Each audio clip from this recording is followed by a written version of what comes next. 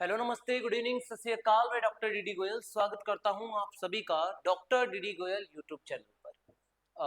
बहुत दिनों बाद जो है वो क्लास आ रही है, कुछ रीजन से, कुछ फैमिली रीजन से, जिस कारण से मैं क्लास नहीं ले पा रहा था। इस बीच जो है वो बहुत सारे स्टूडेंट्स के जो है वो कमेंट्स मैसेजेस आ रहे थे कि सर क्लास क्यों नहीं ले रहे। तो भाई कुछ ऐसी प्रॉब्लम्स कभी कभी हो जाती है जिसके कारण जो है वो जाना पड़ जाता है, और उस रीजन से मैं क्लास नहीं ले पा रहा था। दूसरी चीज़ ये है कि अ, इस बीच आपके मॉक टेस्ट जो है वो जो है वो रिलीज हो गए थे, वो लॉन्च हो गए थे। और मैं आपको जो है वो नहीं बता पाया था आपके जो मॉक टेस्ट पेपर्स जो है, जो कि मैंने आपको बताया था 15 मॉडल टेस्ट पेपर्स जो है वो अब जो है वो जोधपुर में अवेलेबल हो गए हैं, है ना। तो आप में से कई जने जो है वो तो ले ही रहे थे। उनके पास तो आ गए थे कांटेक्ट, उन्होंने कर लिया था। जिन्होंने अभी तक नहीं किया है कांटेक्ट और जिन्होंने अभी तक नहीं लिए हैं, वो 7-8 वाले जो नंबर थे जो मैं आपको हमेशा देता हूँ उस नंबर पे कांटेक्ट करके और ले ले, है ना। 7877445621, ये जो नंबर है उस नंबर पे कांटेक्ट कर ले और वहां से जो है वो ले सकते हैं जिनको भी चाहिए। ठीक है। बहुत दिनों बाद जो है वो वापस से क्लास ले रहा हूँ मैं, और इवन बहुत दिनों बाद जो है वो ये पेन हाथ में लिया है। कोशिश करूंगा कि इसको कंटिन्यू रख पाऊँ। और बाकी जो है जिनके टेस्ट पेपर्स के सॉल्यूशंस, जो जिन्होंने टेस्ट सीरीज ज्वाइन कर रखी है, उनको टेस्ट पेपर के सॉल्यूशंस भी इस बीच में नहीं मिल रहे थे, तो वो भी जो है वो आपको मंडे से यानी आज से जो है वो मिलने लग जाएंगे। ठीक है। और बाकी बीच में जो भी चीज़ें थी उसको जो है वो हम कहीं ना कहीं जो है वो कहीं एडजस्ट करेंगे। मतलब ज़्यादा क्लास लेकर के कहीं मैं एडजस्ट करने की कोशिश करूँगा कि इतने दिन से क्लास नहीं आ पाई, लगभग 4 से 5 दिन, इवन ज़्यादा भी हो गए तो भी पता नहीं मुझे। तो बहुत दिन से क्लास नहीं आ पाई थी, है ना। तो कोशिश करेंगे कि अभी जो है वो आपकी क्लासेस कंटिन्यू हो पाए। भगवान से प्रार्थना करो कि सब चीज़ें सही होती रहे और लगातार जो है मैं आप सभी से जुड़ा रहूँ। ठीक है। तो स्टार्ट करते हैं, ज़्यादा टाइम वेस्ट नहीं करेंगे। उत्सर्जन तंत्र, आज अपन जो है वो फिजियोलॉजी में एक्सक्रीटरी सिस्टम के क्वेश्चंस करेंगे। पहले एक्सक्रीटरी सिस्टम को थोड़ा सा पढ़ लेते हैं कि कहाँ कहाँ से क्वेश्चंस आते हैं।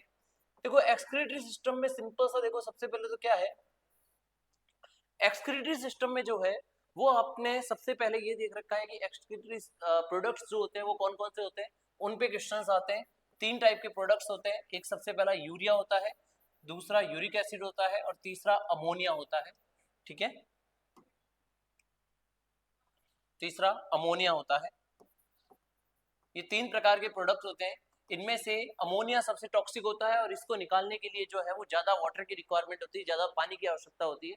ये मिड टॉक्सिक होता है और ये सबसे कम टॉक्सिक होता है। ठीक है। और इस कारण से इसको निकालने के लिए सबसे कम पानी की आवश्यकता होती है और ये पेस्ट या फिर पैलेट या दाने की फॉर्म में जो है वो निकाला जाता है। ठीक है। अमोनिया जो होता है सॉरी, अमोनिया जो है ये अमोनोटेलिक ऑर्गेनिज्म कहलाते हैं जो इनका एक्सक्रीशन करते हैं, और अमोनोटेलिक जो होते हैं वो जनरली वाटर ऑर्गेनिजम्स होते हैं जो कि पानी में रहने वाले होते हैं। यूरिया जो है वो एक्सक्रीट करने वाले हम और तुम, यानी कि जितने भी मैमल्स होते हैं वो सारे के सारे, और बर्ड्स और जो रेप्टाइल्स होते हैं वो सारे के सारे यूरिक एसिड को एक्सक्रीट करते हैं। इसके बाद में जो है वो आपके एक्सक्रीटरी सिस्टम में आपके किडनी की स्ट्रक्चर है। किडनी में जो है वो 2 टाइप की जनरली स्ट्रक्चर होती है, एक मेडुला होता है और एक बाहरी जो होता है वो कॉर्टेक्स होता है। किडनी की स्ट्रक्चर जो है वो आपने देख रखी है, जिसमें मेडुलरी पिरामिड्स पाए जाते हैं, उसमें बहुत सारे नेफ्रॉन्स पाए जाते हैं, रीनल पेल्विस होता है, कैलिक्स होते हैं, और बाहर की तरफ जो है यूरेटर निकलता है। ठीक है। इसके बाद में किडनी की स्मॉलेस्ट यूनिट जो होती है वो नेफ्रॉन होती है, और नेफ्रॉन जो होते हैं वो जनरली 2 टाइप के होते हैं जो आपने देखा होगा, एक तो होता है कॉर्टिकल और दूसरा जो है वो मेडुलरी नेफ्रॉन होता है। ठीक है। इसके बाद में देखो कॉर्टिकल और मेडुलरी नेफ्रॉन, इन दोनों के बीच में डिफरेंस पे क्वेश्चन आता है, ध्यान रखना, एक बार आया हुआ है ऑलरेडी। ठीक है। एक क्वेश्चन तो आपके यहाँ से आया हुआ है, जो पहले एलएसए में आए हुए हैं वो क्वेश्चन बता रहा हूं मैं। एक तो आपके यहाँ से आया हुआ क्वेश्चन है,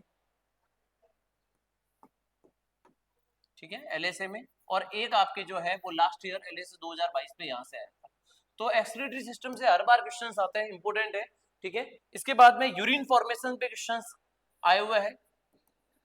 यूरिन फॉर्मेशन यानी कि जो मूत्र निर्माण होता है उसकी 3 जो है वो 3 पद होते हैं। और वो 3 पद जो है वो मोस्ट इंपोर्टेंट है, जिसमें सबसे पहला आपने देखा था परानिस्यंदन, ठीक है। दूसरा जो होता है वो होता है रीएब्जॉर्प्शन यानी कि पुनः अवशोषण, और तीसरा जो होता है वो होता है स्त्रावण या सिक्रेशन, ठीक है। ये 3 पद होते हैं, ठीक है। और इन तीनों के डिस्क्रिप्शन के बाद में कुछ इंपोर्टेंट पॉइंट्स थे, ये मैंने आपको जो है वो सारी चीजें एक्सक्रीटरी सिस्टम में पढ़ा रखी है। अब उससे रिलेटेड जो है वो क्वेश्चंस करेंगे, ठीक है। देखो थोड़ा सा टॉपिक मैंने समझा दिया, अब अपन देखते हैं। अभी मैंने आपको बताया था कि उत्सर्जन के लिए पानी की आवश्यकता के आधार पर नाइट्रोजनी अवशिष्ट पदार्थों का आरोही क्रम, तो आपको मैंने बताया था कि सबसे ज्यादा टॉक्सिक जो होता है, सबसे ज्यादा विषाक्त जो होता है, उसको सबसे ज्यादा पानी की आवश्यकता होती है। तो आप सभी को पता होगा कि सबसे ज्यादा विषाक्त जो होता है वो होता है अमोनिया, दूसरा होता है यूरिया, और तीसरा होता है यूरिक एसिड। तो सबसे ज्यादा पानी की आवश्यकता अमोनिया को, फिर यूरिया को, और फिर यूरिक एसिड को एसिड करने में होती है। तो इस हिसाब से इसका आंसर आ जाएगा यहाँ पर ए, ठीक है। फर्स्ट का आंसर हो गया ए। दूसरा है हेनले लूप की आरोही और अवरोही भुजा। आपने ये देखा होगा कि इस तरह से पीसीटी की स्ट्रक्चर थी, और पीसीटी की स्ट्रक्चर के बाद में ये हेनले लूप था, ठीक है। जो हेनले लूप होता है उसके आरोही और अवरोही भुजा, ये ऑलरेडी आपके एलएसए में आया हुआ क्वेश्चन है, ठीक है। एलएसए में आया हुआ क्वेश्चन है ऑलरेडी कि आरोही भुजा यानी कि ये वाली भुजा में किसका स्त्रावण होता है, और अवरोही भुजा जो होती है इसमें किसका जो है वो अवशोषण होता है, सॉरी। तो अवशोषण किस किसका होता है, तो याद रखना जो अवरोही भुजा होती है इसमें तो होता है जल का अवशोषण, ठीक है। और जो आरोही भुजा होती है इसमें होता है NaCl यानी कि लवण का अवशोषण। तो इसने पूछा है आरोही भुजा और अवरोही भुजा, तो आरोही में तो क्या हो गया लवण, और अवरोही में हो गया जल। आंसर हो जाएगा यहाँ पर बी। बड़ा सिंपल सा है, ठीक है, कि आरोही और अवरोही भुजा जो होती है इसमें किस किस का अवशोषण होता है, ठीक है। इसके बाद में तीसरा अपन क्वेश्चन देख लेते हैं कि सर्वाधिक संख्या में पाए जाने वाले नेफ्रॉन कौन से होते हैं। तो मैंने आपको बताया था कि 2 टाइप के नेफ्रॉन होते हैं, और इन पे ऑलरेडी क्वेश्चन आ चुका है। एक होता है कॉर्टिकल नेफ्रॉन और एक होता है मेडुलरी नेफ्रॉन, ठीक है। इन दोनों में क्या डिफरेंस है उसके बारे में अपन जानते हैं। तो देखिए कॉर्टिकल नेफ्रॉन जो होते हैं ये याद रखना सबसे ज्यादा होते हैं, ये 85% होते हैं, और ये जो होते हैं वो मात्र 15% होते हैं, ठीक है। ये जो होते हैं इसमें हेनले लूप जो है वो क्या होता है छोटा होता है, जबकि इसमें हेनले लूप जो होता है वो लंबा होता है। इसमें वासा रेक्टा जो होती है वो लेस डेवलप्ड होती है, और इसमें वेल डेवलप्ड होती है वासा रेक्टा। इसमें जो पेरिटिबुलर सिस्टम होता है वो मोर डेवलप होता है, और इसमें लेस डेवलप्ड होता है। ये जो है वो मेडुला में कम गहराई में होते हैं, जबकि ये जो है वो मेडुला में अधिक गहराई में होते हैं। तो ये जो है वो इनके बीच में डिफरेंस हो गए, याद रखना, ठीक है ना। कॉर्टिकल और मेडुलरी जो नेफ्रॉन होते हैं इनके बीच में मैंने आपको डिफरेंस बता दिए। तो इस हिसाब से यहाँ पे अगर अपन देखें तो सर्वाधिक जो संख्या में नेफ्रॉन पाए जाते हैं वो कौन से होते हैं, कॉर्टिकल नेफ्रॉन होते हैं। तीसरे का आंसर जो है वो हो जाएगा ए, ठीक है। अगला देखिए रेनिन हार्मोन का स्त्रावण करने वाली कोशिकाएं जो है वो कौन सी होती है। तो ध्यान रखना जो ये इस तरह से स्ट्रक्चर होती है हेनले लूप की, हेनले लूप की स्ट्रक्चर जो होती है उसके बाद में यहाँ पर इस तरह से ये डीसीटी होता है, और ये जो डीसीटी होता है वो डीसीटी जो है वो अभिवाही धमनिका से, जो अभिवाही धमनिका होती है उससे इस तरह से जो है वो मिल जाता है, और दोनों के बीच में जो है वो एक चीज पाई जाती है, एक एपरेटस पाया जाता है, एक उपकरण पाया जाता है। उस सभी का नाम सभी को जो है उसका नाम पता होगा। उसका नाम जो होता है वो होता है juxta juxta glomerular glomerular apparatus या उपकरण, जिसको अपन जेजी उपकरण भी बोलते हैं। और इस जेजी उपकरण में जो है वो एक सेल्स पाई जाती है जिनका नाम होता है मैक्यूला डेंसा। कुछ कोशिकाएं पाई जाती है जिनका नाम क्या होता है मैक्यूला डेंसा कोशिकाएं, और वो मैक्यूला डेंसा कोशिकाएं जो होती है वो रेनिन हार्मोन का स्त्रावण करती है। ध्यान रखना रेनिन हार्मोन किडनी से स्त्रावित होता है, लेकिन रेनिन जो एंजाइम होता है वो आमाशय में होता है, ठीक है। जो कि एबोमिज्म में आपको अगर याद हो तो एबोमिज्म की कोशिकाएं होती है, वहां से जो है वो रेनिन हार्मोन जो है वो स्त्रावण होता है। तो याद रखना ये दोनों अलग अलग है। तो यहाँ पर मैक्यूला डेंसा जो है ये यहां से स्टार्ट होता है, बाकी तीनों जो है वो वैसे भी याद रखना ये तीनों ही जो है वो आमाशय की कोशिका है, ठीक है। सिर्फ एक ही कोशिका है जो कि किडनी में होती है, जो होती है मैक्यूला डेंसा। तो फोर्थ का आंसर जो है वो हो जाएगा डी, ठीक है। देखो बहुत दिन से जो है वो मैंने पढ़ाया नहीं है, ठीक है। कुछ काम से जो है मैं बिजी था, तो थोड़ा सा मतलब आपको वो लगेगा कि सर आज जो है वो इनएक्टिव होके पढ़ा रहे हैं, ठीक है। तो इनएक्टिव नहीं हूँ भाई, थोड़ा सा टाइम लगेगा मुझे वापस से एक्टिवनेस आने में, ठीक है। और बाकी मैंने आपको बोला ही था, कई बार तो मैं कुछ बच्चों से बात बात करता था, लेकिन ज़्यादातर बच्चों से ज़्यादातर एलएसए साथी जो है जिनके मैसेजेस मेरे पास आ रहे थे, मैं उनको जवाब नहीं दे पा रहा था।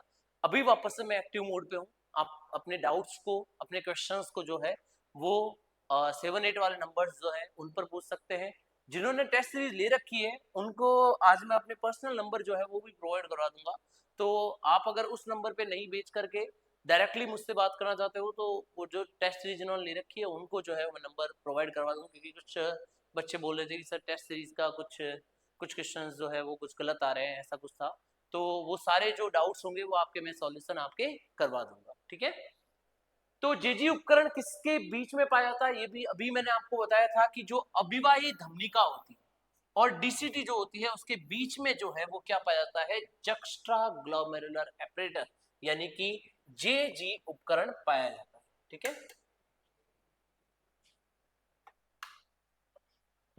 तो जेजी उपकरण जो होता है वो नेफ्रॉन की अभिवाही धमनिका और डीसीटी के मध्य होता है, ठीक है।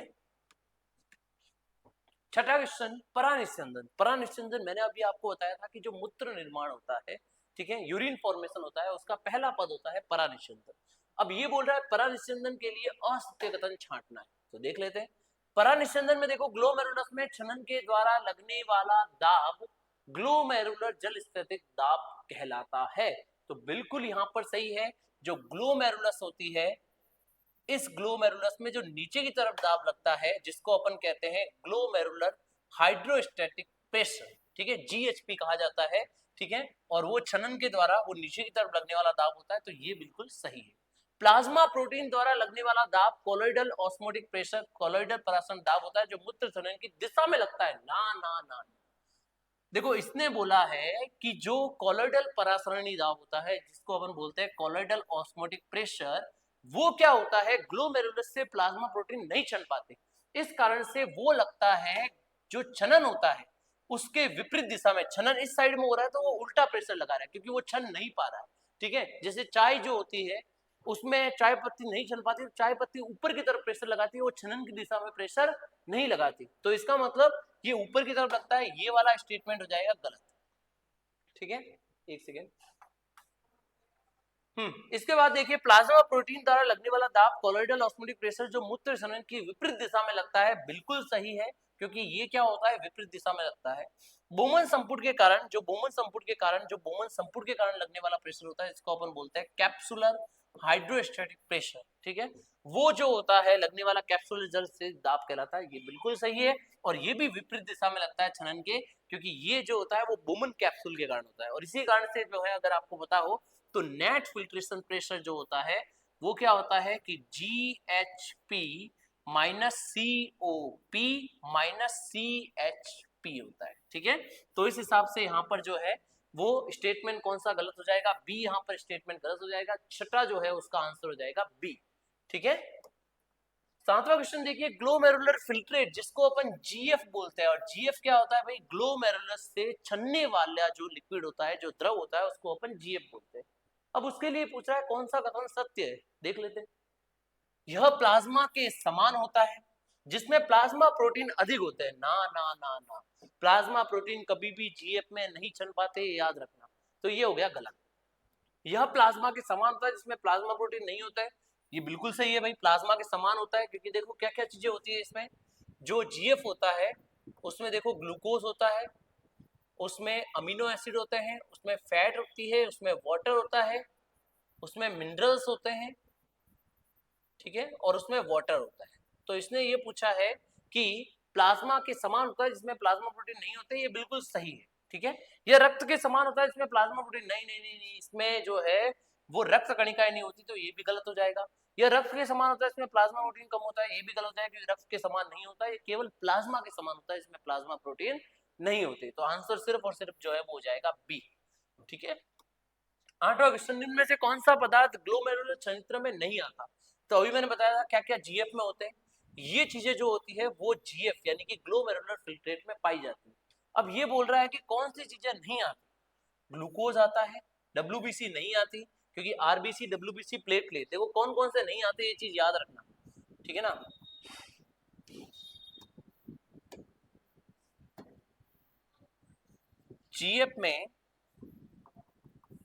जीएफ में क्या नहीं होता, ठीक है ना। तो आरबीसी नहीं होती, डब्ल्यूबीसी नहीं होती, प्लेटलेट नहीं होती, और प्लाज्मा प्रोटीन, ये चार चीजें नहीं होती, ठीक है ना। तो उस हिसाब से अगर देखो, ग्लूकोज होता है, डब्ल्यूबीसी नहीं होता, लवण होता है, वसीय अम्ल होता है, यानी कि केवल एक चीज है जो है वो बी, डब्ल्यूबीसी जो है वो नहीं होता, ठीक है। इसके बाद अगला क्वेश्चन देखिए, पुनः अवशोषण यानी कि जो दूसरा स्टेप था मूत्र निर्माण का, उसके लिए कौन सा असत्य विकल्प है, देख लो भाई। पीसीटी में जल तथा लवण का क्या अवशोषण होता है, तो असत्य विकल्प इसने पूछा है कि जल तथा लवण का क्या अवशोषण पीसीटी में होता है। होता तो है भाई, बिल्कुल सही है। हेनले लूप की आरोही भुजा में लवण का होता है, ये भी सही है। हेनले लूप की अवरोही भुजा में यूरिया का अवशोषण होता है, और डीसीटी में सोडियम तथा बाइकार्बोनेट का अवशोषण होता है, भाई ये सही है। यूरिया का अवशोषण जो होता है वो मेनली आरोही भुजा में होता है, तो यहाँ पे ये वाला जो है वो गलत हो जाएगा, बाकी जब जो है वो सही हो जाएंगे। तो एक जो है वो असत्य है और वो है सी, ठीक है। नेफ्रॉन में नीचे की तरफ जाने पर सांद्रता में होने वाला परिवर्तन याद रखना, सबसे ऊपर की तरफ होता है 300, फिर हो जाता है 600, फिर हो जाता है 900, और लास्ट में ये चल जाता है 1200 के आसपास, यानी कि 300 मिली ऑस्मोल से 1200 मिली ऑस्मोल तक जो है वो नेफ्रॉन की सांद्रता में परिवर्तन होता है। ये भी याद रखना, नीचे जाने पर जो है वो मूत्र की सांद्रता जो है वो बढ़ती है, ठीक है ना। ये भी क्वेश्चन याद रखना कि नीचे जाने पर सांद्रता बढ़ती है और तन्यता कम होती है, ठीक है ना। आगे देखिए, नेफ्रॉन में होने वाले स्त्रावण के लिए इनमें से कौन सा कथन जो है वो सत्य है, ठीक है। तो स्त्रावण के बारे में पहले पुनः अवशोषण के बारे में पूछा, अब इसने पूछा है स्त्रावण। स्त्रावण में देखिए, पीसीटी में हाइड्रोजन आयन और अमोनियम आयन का जो है वो स्त्रावण होता है, ये तो सही है। हेनले लूप जो होता है उसमें यूरिया का स्त्रावण होता है, ये भी सही है, ठीक है। इसके बाद में डीसीटी में पोटेशियम का स्त्रावण होता है, ये भी सही है, तीनों ही सही है। उपरोक्त सभी यहाँ पर आंसर हो जाएगा, क्योंकि स्त्रावण तीनों में ही होता है, ठीक है। नेफ्रॉन के भाग से सोडियम का अवशोषण करने वाला हार्मोन, तो याद रखना जो नेफ्रॉन का डीसीटी भाग होता है, यहां पर क्या है, कंडीशनल रीअब्जॉर्प्शन होता है, कंडीशनल रीअब्जॉर्प्शन होता है, ठीक है। पहली चीज याद रखना, कंडीशनल रीअब्जॉर्प्शन कहां होता है, डीसीटी में, ठीक है। दूसरी चीज यहां पर याद रखना, हार्मोनल रीअब्जॉर्प्शन कहां होता है, तो हार्मोनल रीअब्जॉर्प्शन जो होता है वो भी कहां होता है, डीसीटी में होता है। कौन कौन से हार्मोन होते हैं इसमें, सबसे पहला याद रखना जो एल्डोस्टेरोन हार्मोन होता है, ठीक है ना, ये हार्मोन तो करता है सोडियम का अवशोषण। और दूसरा वैसोप्रेसिन जो होता है जिसको अपन एडीएच भी बोलते हैं, ये जो है वो वाटर का एब्जॉर्प्शन करता है, ठीक है। तो यहाँ पर जो है वो दो चीजें हो जाएगी, एल्डोस्टेरोन और वैसोप्रेसिन, दोनों जो है ये हार्मोनल एब्जॉर्प्शन करते हैं। इसने पूछा है सोडियम, सोडियम का अवशोषण कौन करेगा, सी, एल्डोस्टेरोन करता है, ठीक है। अगला देखिए, रेनिन से प्रेरित एंजियोटेंसिन हार्मोन का कार्य क्या होता है, ये पूछ रहा है REES सिस्टम के बारे में, रेनिन एंजियोटेंसिन एल्डोस्टेरोन सिस्टम के बारे में, ठीक है। क्या ये मूत्र का आयतन बढ़ाता है, क्या ये मूत्र का आयतन कम करता है, क्या ये रक्त वाहिकाओं का संकुलन करता है, और क्या ये रक्त वाहिकाओं का संचलन करता है। देखो मुख्य रूप से जो है वो रास जो होता है ये जीएफआर पर इफेक्ट डालता है, और जीएफआर पर इफेक्ट डालने के लिए एंजियोटेंसिन जो होता है उसका मेन जो काम होता है वो क्या होता है, ये यहाँ पर पूछा हुआ है।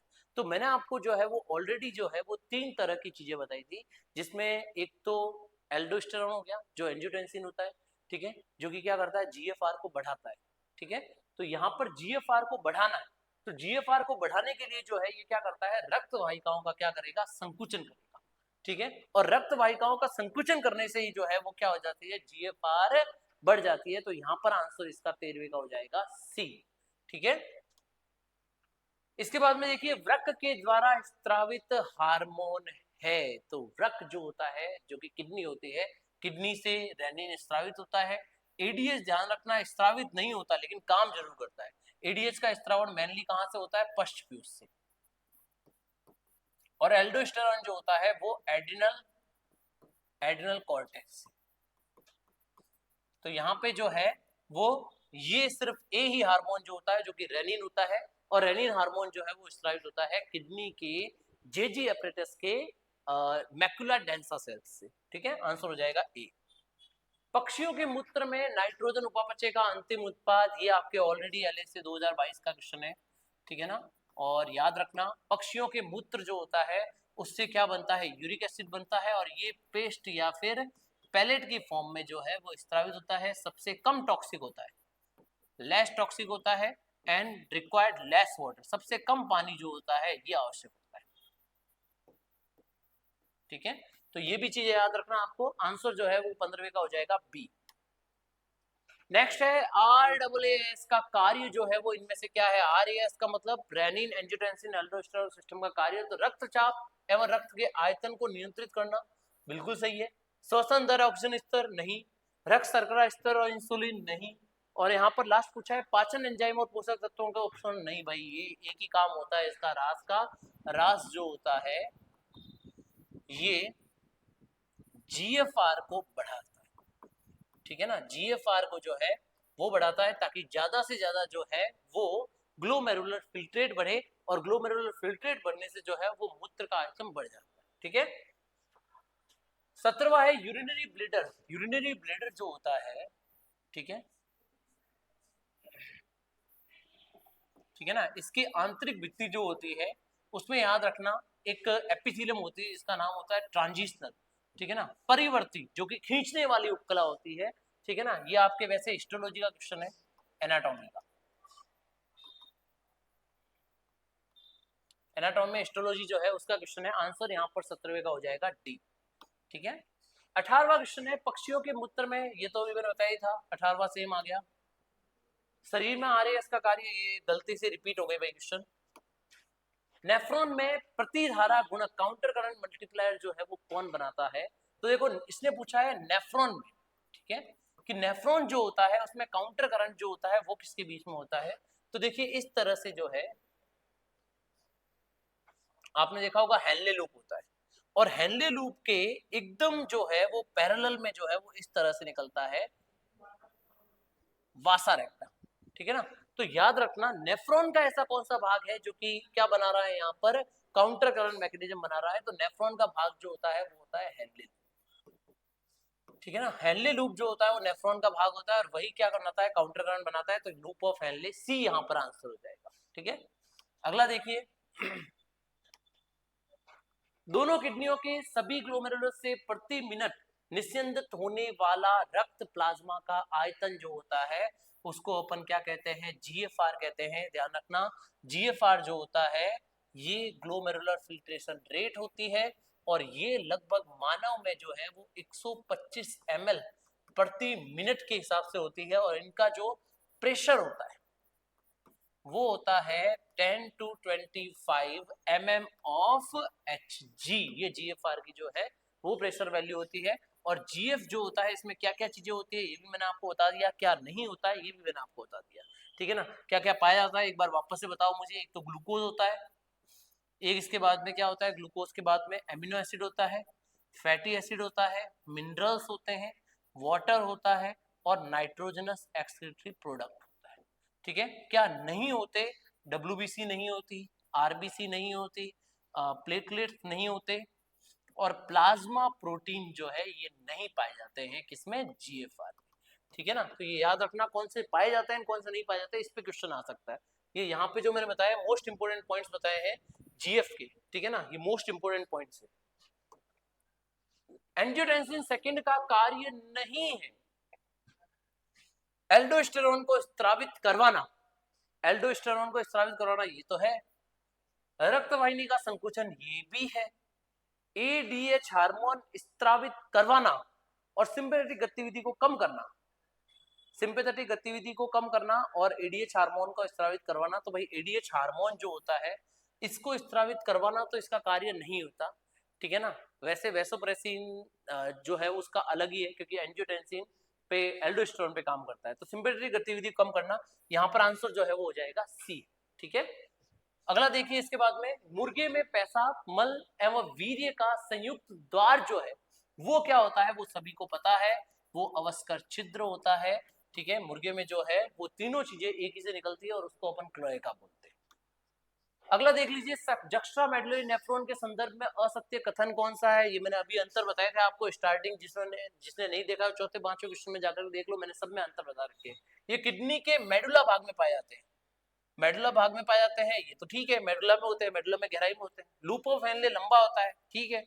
पुनः अवशोषण का कार्य करते हैं, नहीं भाई, ये पुनः अवशोषण स्त्रावण सभी कार्य करता है, ठीक है ना।